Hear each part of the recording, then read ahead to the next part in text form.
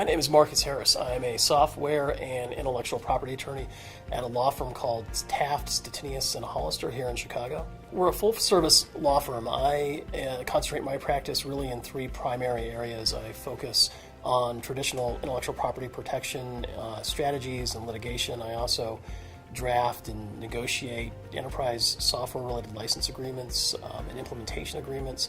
I also focus on litigating implementation failures. My leadership style really has had to have substantive changes as I've progressed in my career. I think, initially you're not really concerned necessarily with being a leader, but as you progress, I think your job as certainly a partner in a law firm or just a leader in an organization in general is you've got to certainly lead by example, and I think you've got to in some ways lead from behind. I mean, you've got to inspire people to do better. You've got to give them the environment to be able to reach their goals and be the kind of person and kind of professional that they want to be. So I think you've got to keep those things in focus when you're trying to be a leader. Well, really for me, it's all about generating additional business in new and exciting technology-focused legal areas. So, like I said, I think there's just so much opportunity in the technology space right now. Things are so cutting edge, whether it's traditional apps, cloud computing, GDPR, data privacy issues. It's just exciting to be able to see these things come up on the forefront and then try to adapt your practice to be able to address those legal issues and to protect the interests of your client. As a leader, I have to make unpopular decisions all the time, and some of the most unpopular decisions that I make are really deciding, what team members maybe aren't up to snuff, and we need to no longer have on our team. I think those are some of the most difficult decisions that you make. You want to give people the opportunity to grow in their profession and really show what they've got, but at the same time you've got a business to look out for, and you've also got other professionals in your organization to protect to some extent.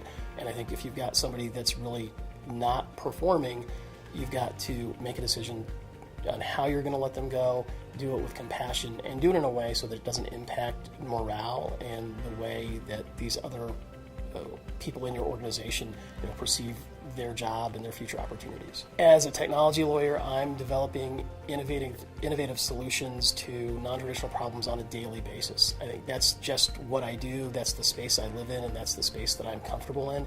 You're dealing with technology issues that just didn't exist 3, 5, 7 years ago, and you've got to figure out how your existing methodologies from a legal perspective adapt to those technological advances and how you can protect your client using existing laws. It's a very competitive environment, especially in law.